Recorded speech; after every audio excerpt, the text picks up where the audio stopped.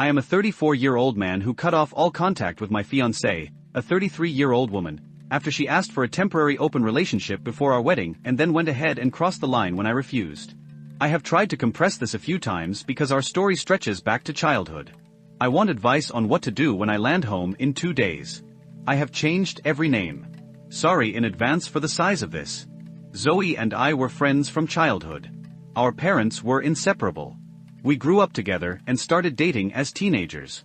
It always felt like both families assumed we would end up together.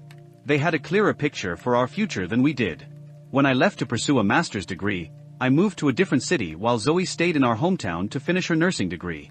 After a year of trying long distance, we mutually decided to stay friends and remove the pressure. We remained best friends and dated other people. It was odd because we both knew, without ever saying it, that the separation was temporary and that we would circle back at some point. I graduated and stayed in the city where I earned the degree and started in my field. I waited for a transfer home, and when it finally came, I was thrilled. By then, Zoe was in a serious relationship. He was a decent guy, but I always felt his discomfort about my place in Zoe's life. I respected that and took a step back, although we still caught up a handful of times each year. My boss and mentor, I will call him Mark, a 44-year-old man, was excellent and became a friend. He taught me the ropes. One day he stepped out of his executive bubble to talk. An overseas posting would soon be advertised. He walked me through it. The pay was not massive, but all housing and travel costs would be covered. The base would be Seoul with occasional short trips to other cities in East and Southeast Asia. I thought it over and spoke to friends and my parents. Mark said it was a grind, but a genuine springboard. He told me he had done something similar years earlier and it accelerated his career. I could save most of my salary and stack experience, so I agreed. Mark said he would speak to the owner and recommend me if I wanted it. Off I went. The first year was rough, learning norms and social rules in Korea and in the other places I visited. One surprise was how available dating felt. In many places, locals were curious about foreigners. I ended up dating widely. Many of the women were highly educated and independent. I made friends with benefits and I was clear with everyone that I was not looking for long-term or marriage because my stay was temporary. I eventually extended twice more. Mark visited a few times a year, sometimes for oversight and sometimes on vacation, and I will admit we had some messy weekends in certain cities, like Pattaya in Thailand and a couple of other spots. When the contract ended, I returned and put a strong down payment on a house outside the city. After living in a metro of nearly 30 million, I wanted space and quiet. About a month after coming back, I was visiting my parents and Zoe dropped by. She had broken up with her boyfriend about a year earlier. We started talking seriously again, even though we had never lost touch. We began dating. I hesitated to have sex because I was afraid of what came after. I had built a habit overseas of being with different partners and I wanted to get control of it before Zoe and I went serious again. Everyone knew I dated while abroad and every so often my socials showed me with someone new. My mother called me a womanizer a couple of times and honestly, it stung. This is where the foundation began to crack. Zoe and I finally slept together and she was surprised by how different I was. She said I had changed in bed. She meant I was far more experienced. She asked some questions and I trickled truth. I did not tell her the exact count because even divided by 3 it would have sounded bad. I was sure I could be faithful to her. But the seed planted that night took root and it would cause real problems later. Our families were ecstatic we had reunited. It was the story they always wanted. We were doing well, and after speaking with her parents, I proposed. She moved in. Life was good. There were small flags I brushed off, like her asking whether I was truly satisfied. Then December 2019 arrived. The wedding was set for June 2020. We all know what 2020 turned into.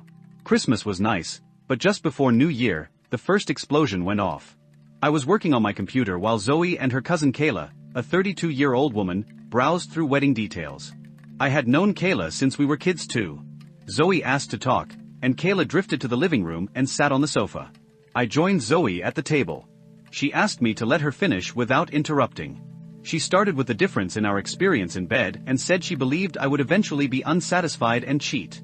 She said she did not want that to ruin future kids and a future marriage.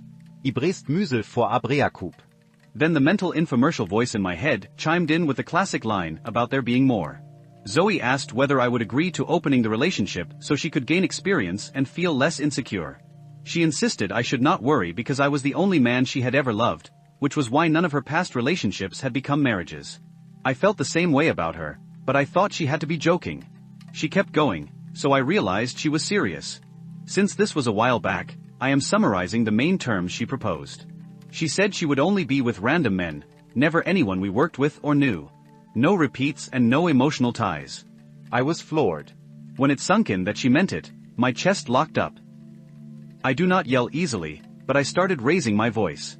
I now understood why Kayla had stayed nearby. I shouted to Kayla, asking if she had put Zoe up to this. Kayla said she was just there to support Zoe. Not helpful. Zoe said I could do the same under the same rules, and I said no. I was furious. I told her I did not want one-night stands. I wanted one person. She asked who. I looked at Kayla and said I wanted Kayla. That finally drew a reaction from Zoe. Kayla went red and shifted in her seat. Zoe said absolutely not. She said it was family, someone we both knew, and that it was disgusting to suggest it. I felt like I had fallen into a mirror world. We argued back and forth, and I told her if she went through with this, our relationship would be over. I told her I loved her and would work through anything together except this. I grabbed a pillow and moved to the guest room. I heard them downstairs talking for about an hour. I did not sleep and dragged myself to work the next morning.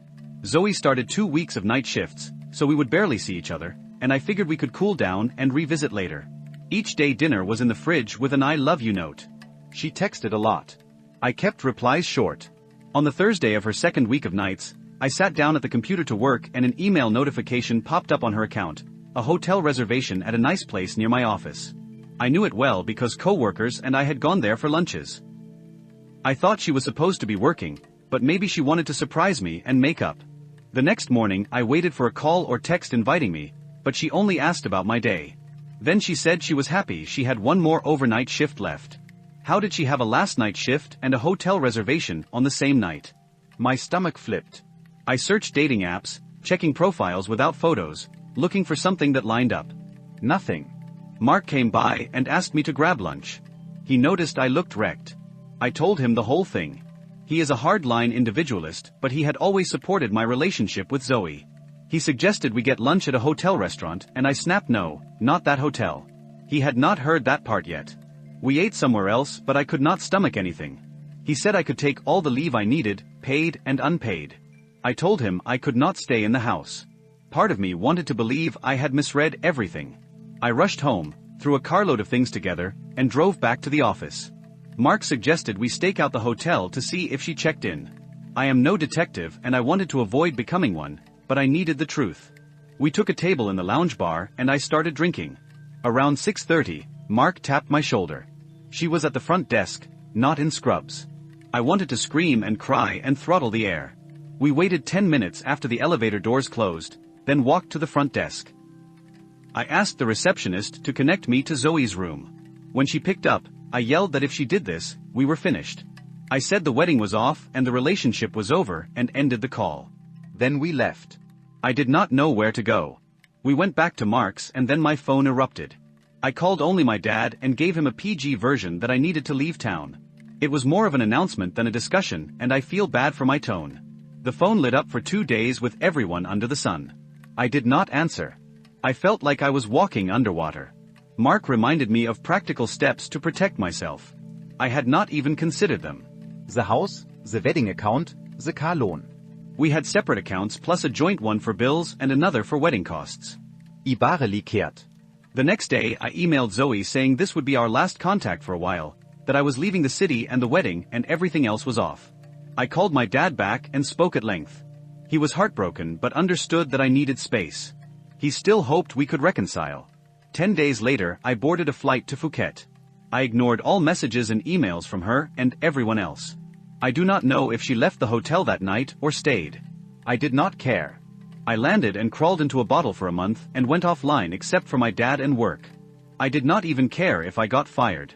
I wish I could say the trip helped, but mostly I stayed drunk. I felt rage, shame, and self-loathing about how everything played out. Mark checked on my leave and after 3 weeks asked if I could swing back to Seoul to cover a few items. We spoke about the new global virus and I said I was thinking of returning to New Zealand to sort things out, since there were rumors of lockdowns. I arrived in Seoul on March 1st and it felt good to have tasks again. Lockdown rumors grew. Mark urged me to get back to New Zealand and I said it would be a month or two and I needed time to plan. It was not a month or two. It was far longer. I stayed in Korea for another year and got vaccinated before travel eased. By then I did not really want to go home. I rented out my house. I spoke to family but refused to hear anything about Zoe. On September 21st, I got news that my dad had suffered a heart attack. He was stable but needed a triple bypass. That kind of surgery is still serious, even if safer than decades ago. I wanted to be there, just in case. I knew going home would stir up a storm. I only wanted to see my parents and thank Mark for standing by me, even when I was selfish. I also knew I would probably run into Zoe and had no idea how I would react. I am sorry this is so long. There is more I am leaving out. I welcome advice. I fly in 4 hours and will land about a day from now. Update. After landing, I went straight to my father. He looked better than I expected and even seemed eager to get the surgery done. My mother was holding up, though worried. I spent the first day at his side and we talked about everything except the heavy stuff to keep his stress down. I told him I was here for him and that I would use this trip to restructure my life. I wanted to close some doors and open new ones. On day 2 I met Mark at a spot near the office. He was halfway through a bottle already. We talked about my father, about work, and he asked if I had contacted Zoe. I had not. He told me the owner wanted to see me, but given my dad's condition it was not urgent. I knew I had to face the music and told him I may as well get it over with. I had a list for the month. Meeting Zoe was on it. I entered the office after what felt like ages. So me faces wäre gone, so me new, many familiar. We went up to the owner's office, a place I had never been. The owner waved us to sit. I had never spoken with him one-on-one. He occasionally walked the floor like a force of nature and people parted for him. He started with a speech about responsibility and commitment. He had good points. He asked Mark why they should keep me. Mark said I produced, rescued accounts, brought in new business, and that they could not find anyone to do my job for the 20% under market that they paid me. I felt stung. Then the owner and Mark burst into laughter like a scene out of a gangster movie. The owner wiped a tear and told Mark that was why he was his best VP. I still felt slighted. The owner leaned toward me and said he knew I had problems with my woman and wanted to offer a thought. He quoted a line. I may not remember it perfectly, but the gist was this. Nature gives a woman eyebrows, she plucks and redraws them. Nature gives her a face, she paints another over it. Nature gives her a body, she buys clothing to reshape it. If even nature cannot satisfy her completely, how can you? Do not destroy yourself over it, brother. It hit me harder than I expected. The owner looked at Mark and said he could trust him to handle it. He added that my mother would kill him if he had to fire me. That was when it clicked. They were related. Mark and the owner were family. We left and I asked Mark about the 20%. He put an arm around me and told me not to worry. I asked if I was getting fired or disciplined. He said I was getting promoted and kissed the side of my head. I told him he could have warned me. He said it was funnier this way and that he had missed me. Then he said it was time to get drunk. It was 8:30 a.m. He said he still had a lot to teach me about enjoying life. That is who he is. This is the same man who once got smashed on rice wine and picked a fight with a macaque at a mountain resort in Taiwan.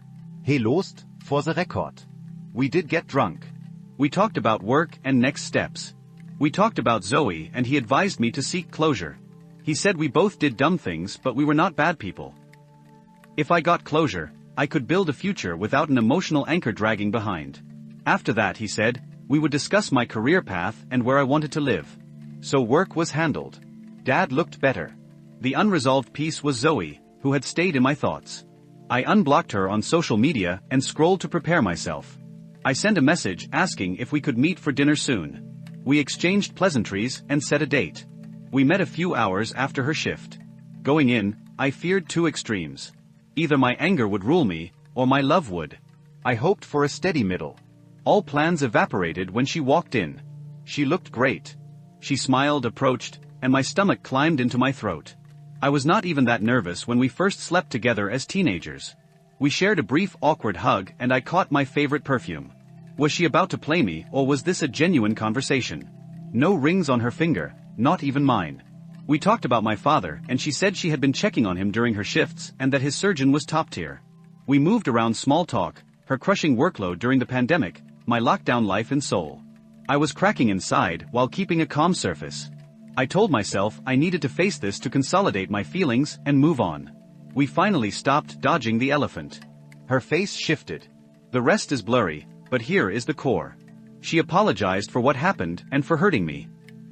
I asked whether she was sorry she got caught or sorry for the pain.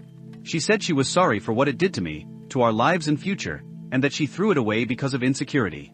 I asked whether she had planned it because of insecurity or because she wanted to punish me for the people I had been with when we were not together. She said maybe both. She added that any man in her life before our engagement was not someone she loved the way she loved me. She told me her ex Tom had cheated on her and used to say he could never match what she felt for me, which is why they ended. I had not known that and, to be honest, never felt much sympathy for him since he cheated. She said she believed she could detach from what she was about to do, that she could keep it separate, and even if I found out, she thought we would work through it as we always had. I told her she had misjudged everything. It was among the most painful things I had lived through. I did not need her to be perfect or experienced. I needed her to be mine. I told her that every person I had been with could not add up to how I felt when I was with her. Then I said I was no longer sure if that feeling was real or if it was just the story everyone around us expected, the fantasy we both carried. The air turned heavy and she excused herself to the bathroom to collect herself. The restaurant was mid-sized and fairly quiet. Mark had tagged along for support, as some readers had advised, and took a seat in the enclosed lounge out of sight. I glanced over, looking for a simple nod, and found him animatedly chatting with two striking women, all laughter and hand gestures. When he finally looked my way, he raised a thumb in a question. I signaled that I was managing. He smirked, flipped me the middle finger in a joking way, and returned to his new friends. That man is a menace. Zoe returned and sat down. She asked if there was anything I wanted to know about the hotel night. I said it could not be undone and it did not matter. She said nothing happened. She was not even sure she would have gone through with it. She said my call to the room shook her and she hurried downstairs, but I had already left. I repeated that it did not matter and that I was not there to relive the past but to decide how to move forward. She asked if I could forgive her. I told her I could and that I did. I said she was not a terrible person, but she had made a chain of terrible choices that brought us here. I added that it was not only on her, that I should have been more open about her worries. Inside, I was spinning through love, anger, and regret. Part of me wanted to yell. Another part wanted to take her home and pretend none of it had happened. I had spent weeks watching story videos online of men tearing themselves apart worse than the damage done by the betrayal itself. I refused to do that to myself. The owner's line echoed in my head as I watched her. Painted face, polished nails, fitted dress. If that is the exterior, what is happening underneath? Do I know her as well as I think I do? I made myself steady. I asked what future she thought we had. I told her to remember when we were 9, walking home from the park and that dog came at us. I stepped in front of her without thinking. The owner called the dog back and it was over in seconds, but for a kid it was scary. I told her that all these years later I had stood in front of her again, giving everything I had to protect and build with her, and this time, while I stood in front, she put a knife in my back. I said it was like the frog and the scorpion story. That hit her hard. Her head dropped and she cried. I was not done. I told her I was sorry for the way I had just spoken, that the pain had twisted me up. She reached into her bag, took out the ring box, and slid it across the table. I left it where it landed. I told her I did not want this. I said I was angry and that I did not want to be sitting there with my chest tight and her in tears. I said I wanted to be home playing with the baby we would likely have by now. The moment the words left my mouth, I knew I had crossed a line. She broke down. I apologized and admitted I had gone too far. That snapped me out of the anger. The rest of the talk settled. With the heat gone, we were able to have a normal conversation about the future. Our parents are close and her parents have always been like my second family. We discussed how to coexist as friends in that shared orbit. Getting back together was not on the table. She stood and we hugged for a long time. I told her I would leave it there for the night and pick up the rest of my list tomorrow. It had been a long stretch of days. I walked to the lounge and found Mark exchanging numbers with his new acquaintances. He winked when he saw me. I shook my head. On the way out he asked if I found what I came for. I told him I had found enough. He said that was sometimes the best ending you could hope for. I went home to my mother's place and sat with my father for a while. We did a crossword, watched a documentary, and avoided heavy topics. Before lights out, I told him I had what I needed from that meeting. He nodded and squeezed my hand. He said to focus on the surgery and on tomorrow.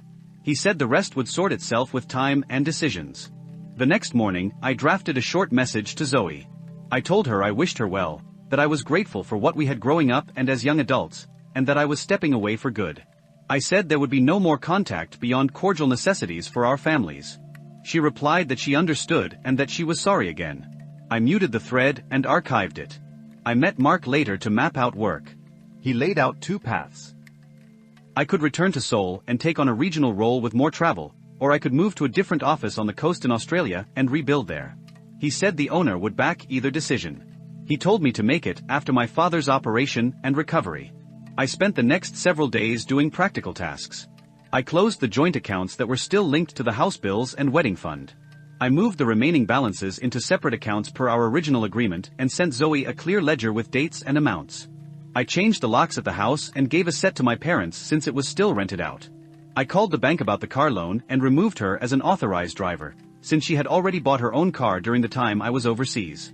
I boxed up her keepsakes that were stored in my garage and arranged to leave them with her parents. I did not include the ring. I put that in a safe deposit box for now. In the evenings I stayed with my parents. We cooked. We watched old movies. I went for long runs through my childhood streets, the ones where I first walked home with Zoe after school. Some nights I slept hard and some nights I stared at the ceiling. Each morning I felt a little lighter. 2 days before the surgery, Zoe's mother called my mother to offer help with meals. The families agreed to handle any encounters with grace. I was grateful for that. On the morning of the operation, my father squeezed my mother's hand and told me to take a photo of us together with our eyes open and smiling, because there would be no closed-eye photos on his watch. That was him to the core. We laughed and took the photo. When they rolled him in, he gave me a thumbs up. I held on to that image for the next 4 hours. When the surgeon came out, he said it had gone well. The relief felt like air flooding back into a sealed room. My mother cried and I let myself finally breathe. That night I sat by his bed while he slept and watched the monitors tick in steady rhythm. I texted Mark that the surgery went well. He replied with a short message telling me to get some sleep and that we would talk work after the first follow-up. The next week passed in a calm routine. Short visits at the hospital. Quiet dinners. Paperwork. Runs at dawn. I kept my phone in airplane mode half the time. On the 7th day, I took a drive out to the coast and stood on the rocks where we used to fish when I was a kid. I threw the ring box into the passenger seat and stared at it for a long time. I opened it, took the ring out, and held it in my palm. Then I put it back and closed the lid. I was not going to do anything dramatic. I was done with gestures. I would sell it or turn it into something else later. For now, it could sit. When my father came home, the house felt different. Quieter. Safer. I realized that the worst part of the last years had been the chaos inside my head. The house gave me a way to move through the day step by step. I wrote down 3 choices for work on a sheet of paper and taped it to the wall. Stay and build locally. Return to Seoul for the regional role. Move to the Australian coast office. I told myself I would decide within 2 weeks. I folded the paper into thirds and wrote the date on the back. On a Sunday morning, I made coffee for my parents and went for a run. When I got back, my mother was reading a message from Zoe's mother inviting us to a community fundraiser that weekend. I told my mother to go without me and to tell them I sent my regards. She nodded. We both understood. The families would overlap for the rest of our lives, but I did not need to be in every shared room. I met Mark the next day and told him I had made up my mind. I wanted the coastal office in Australia. New city, clean slate, closer to my parents than Asia, but far enough to feel like a real restart. He smiled and said the owner would be happy. He asked if I felt free. I said not yet, but I was walking toward it. He clapped my shoulder and said that was enough. On the drive home, I rolled down the window and let the cold air hit my face. I thought about a 9-year-old boy stepping in front of a barking dog and a grown man stepping out of the way of a different kind of bite. I thought about love and habit and expectation. I thought about the man I wanted to be for myself and for my family. Then I turned on the radio and drove.